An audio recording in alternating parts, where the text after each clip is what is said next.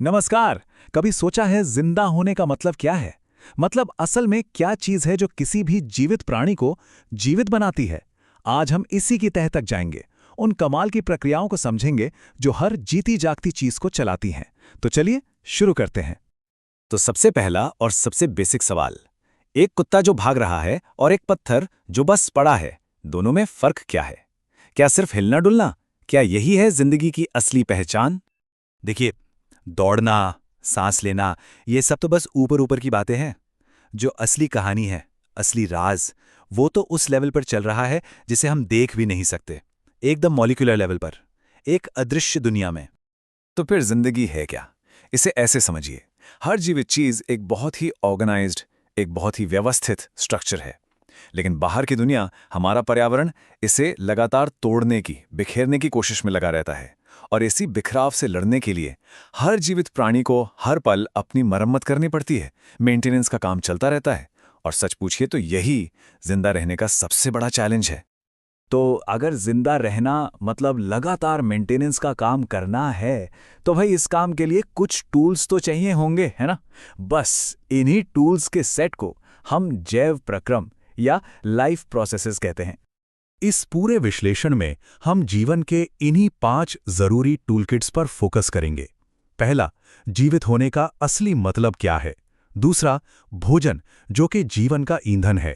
तीसरा, श्वसन जिससे हमें ऊर्जा मिलती है।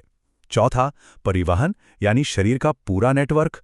और पांचवा, उत्सर्जन, सफाई की प्रक्रिया। चलिए, तो पहले हिस्से से शुरू करते हैं, जीवित होने का अर्थ। जैसा हमने अभी अभी बात की, इसका सीधा सा मतलब है लगातार मेंटेनेंस का काम करते रहना, ताकि हमारी बॉडी का ये जो कॉम्प्लेक्स सिस्टम है, ये बना रहे, बिखरे नहीं। तो ये जैव प्रक्रम या लाइफ प्रोसेसेस हैं क्या आखिर? सीधी सी बात है, ये वो सारे फंक्शंस हैं जो एक साथ मिलकर एक टीम की तरह बॉडी के मेंटेनेंस का काम करते हैं। और मजे की बात यह है कि ये काम कभी नहीं रुकता। चाहे कोई सो रहा हो, जाग रहा हो या बस बैठा हो, ये मशीनरी हर पल चलती रहती है। ठीक है, अब आते हैं दूसरे टूलकिट पर। बॉडी को चलाना है, उसकी मरम्मत करनी है, इसके लिए चाहिए एनर्जी और रॉ मटेरियल, है ना? तो सवाल ये उठता है कि ये फ्यूल, ये कच्चा माल आएगा कहां से? बस इसी सवाल का जवाब है पोषण या न्यूट्रिशन। अब खाना हासिल करने के भी दो मेन तरीके हैं, दो स्ट्रैटेजीज। एक तरफ है स्वपोषी यानी ऑटोट्रॉफ्स। ये पौधे वगैरह ये तो अपना खाना खुद बना लेते हैं, बस सूरज की रोशनी और कुछ सिंपल चीजों से। और दूसरी तरफ है विषमपोषी हेट्रोट्रॉफ्स, जैसे कि हम जानवर, हम अपना खाना दूसरों से लेते हैं। और हेट्रोट्रॉफिक न्यूट्रिशन का सबसे बेस्ट एग्जाम्पल तो हमारा अपना डाइजेस्टिव सिस्टम ही है। ये पूरी जर्नी मुंह से शुरू होती है, जहां खाना टूटना शुरू होता है, फिर पेट में एसिड उसे और तोड़ता है, और आखिर में छोटी आंत में पहुंचकर असली काम होता है, जहां सारे जरूरी न्यूट्रिएंट्स सोख लिए जाते हैं और सीधा खून में भेज दिए जाते हैं। चलो ठीक है, खाना आ गया, फ्यूल मिल गया, पर इस फ्यूल का करेंगे क्या? इसे इस्तेमाल करने लायक एनर्जी में कैसे बदलेंगे, है ना बड़ा सवाल। इसका जवाब है श्वसन यानी रेस्पिरेशन। और हां, ये सिर्फ सांस अंदर बाहर करना नहीं है, ये उससे कहीं ज्यादा कॉम्प्लेक्स है। तो होता क्या है, खाने से जो ग्लूकोज मिला, वो जब हमारे सेल्स के अंदर पहुंचता है तो मानो एक चौराहे पर खड़ा हो। पहला स्टेप तो कॉमन है, ग्लूकोज टूटकर एक छोटे मॉलिक्यूल पायरुवेट में बदल जाता है। अब आता है ट्विस्ट। अगर ऑक्सीजन है तो ये पायरुवेट सेल के पावर हाउस यानी माइटोकॉन्ड्रिया में जाता है और वहां खूब सारी एनर्जी रिलीज होती है। लेकिन अगर ऑक्सीजन नहीं है, जैसे जब हम तेज दौड़ते हैं, तो ये एक दूसरा रास्ता पकड़ता है, जिससे एनर्जी तो बहुत कम मिलती है, और साथ में बनता है लैक्टिक एसिड, वही जिसकी वजह से मसल्स में दर्द होता है।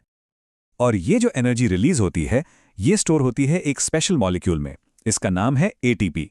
इसे आप सेल की एनर्जी करेंसी समझ सकते हैं। जैसे हमें कुछ खरीदने के लिए पैसे चाहिए, वैसे ही सेल को कोई भी काम करने के लिए एटीपी खर्च करना पड़ता है। अब देखिए, अगर कोई जीव सिर्फ एक सेल का बना हो, तब तो सब आसान है। खाना पीना, कचरा बाहर फेंकना, सब सीधे सीधे हो जाता है। पर हम जैसे मल्टी सेलुलर जीवों का क्या? हमारे अंदर तो खरबों सेल्स हैं। अब उन सब तक खाना और ऑक्सीजन पहुंचाना और फिर वहां से कचरा वापस लाना, ये तो एक बहुत बड़ी लॉजिस्टिक्स प्रॉब्लम है। इसके लिए तो एक जबरदस्त डिलीवरी नेटवर्क चाहिए। और ये बात कितनी जरूरी है, जरा इस फैक्ट को देखिए। ये तो दिमाग हिला देता है। जरा सोचिए, अगर हमारी बॉडी में ये ट्रांसपोर्ट सिस्टम ना होता और हम सिर्फ डिफ्यूजन पर निर्भर होते, तो फेफड़ों से निकली ऑक्सीजन को पैर के अंगूठे तक पहुंचने में 3 साल लग जाते। 3 साल मतलब जिंदा रहना ही नामुमकिन था। इसीलिए एक दमदार सर्कुलेटरी सिस्टम चाहिए ही चाहिए। और इंसानों में ये डिलीवरी सर्विस कौन करता है? हमारा सर्कुलेटरी सिस्टम। इसमें दिल एक पावरफुल मोटर पंप की तरह है जो लगातार खून को धकेलता रहता है। खून खुद एक तरह का ट्रांसपोर्ट लिक्विड है जो सारा सामान ढोता है। और धमनियां और नसें, ये तो मानो सड़कों और हाईवे का एक जाल है जो बॉडी के हर कोने, हर सेल तक पहुंचता है। और ये मत सोचिए कि ये डिलीवरी सिस्टम सिर्फ जानवरों में होता है। पौधों के पास भी अपना एक कमाल का ट्रांसपोर्ट सिस्टम है। जाइलम, ये समझिए कि एक वाटर सप्लाई पाइपलाइन है जो जड़ों से पानी खींचकर ऊपर पत्तियों तक ले जाती है। और फ्लोएम, ये एक फूड डिलीवरी सर्विस की तरह है जो पत्तियों में बने खाने को पौधे के हर हिस्से तक पहुंचाता है। और अब आते हैं हमारे आखिरी लेकिन बहुत जरूरी टूलकिट पर, उत्सर्जन यानी एक्सक्रीशन। देखिए, जब भी कोई फैक्ट्री काम करती है तो कचरा तो निकलता ही है। हमारी बॉडी भी एक फैक्ट्री की तरह है। जब एनर्जी बनती है, मरम्मत होती है, तो कई तरह के वेस्ट प्रोडक्ट्स भी बनते हैं। और अगर इस कचरे को टाइम पर बाहर न निकाला जाए तो ये जहरीला हो सकता है। इंसानों में इस वेस्ट मैनेजमेंट का काम करता है हमारा उत्सर्जन तंत्र, जिसका हीरो है हमारी किडनी। किडनी के अंदर लाखों करोड़ों छोटे छोटे फिल्टर लगे हैं जिन्हें नेफ्रॉन कहते हैं। ये नेफ्रॉन्स एक बहुत ही स्मार्ट फिल्टर की तरह काम करते हैं। ये खून में से यूरिया जैसे कचरे को तो छानकर बाहर कर देते हैं, लेकिन पानी और ग्लूकोज जैसी काम की चीजों को वापस सोख लेते हैं। कितना एफिशिएंट सिस्टम है। तो अब तक हमने इन सभी प्रोसेसेस को एक एक करके देखा: पोषण, श्वसन, परिवहन, उत्सर्जन। लेकिन असलियत यह है कि ये सब अलग अलग नहीं है। ये सब एक दूसरे से जुड़े हुए हैं, एक टीम की तरह काम करते हैं। एक कमाल की कॉम्प्लेक्स मशीन जो हर जीवित प्राणी को जिंदा रखती है। तो जो सबसे बड़ी बात समझने वाली है वो ये है कि ये चारों प्रोसेसेस एक दूसरे पर पूरी तरह डिपेंडेंट है। सोचिए, खाने के बिना एनर्जी नहीं, एनर्जी के बिना ट्रांसपोर्ट सिस्टम नहीं चलेगा, और अगर ट्रांसपोर्ट सिस्टम नहीं चला तो सेल्स तक न तो कुछ पहुंचेगा और ना ही वहां से कचरा हटेगा। सब कुछ ठप हो जाएगा। ये एक परफेक्टली इंटीग्रेटेड, खूबसूरती से काम करने वाला सिस्टम है। तो आखिर में बस एक सवाल, ये सब जानने के बाद कि हमारे अंदर हर पल, हर सेकंड ये इतनी कॉम्प्लेक्स और शानदार मशीनरी चल रही है, जिंदा होने का एहसास असल में है क्या? ये अपने आप में एक बहुत गहरी बात है सोचने के लिए।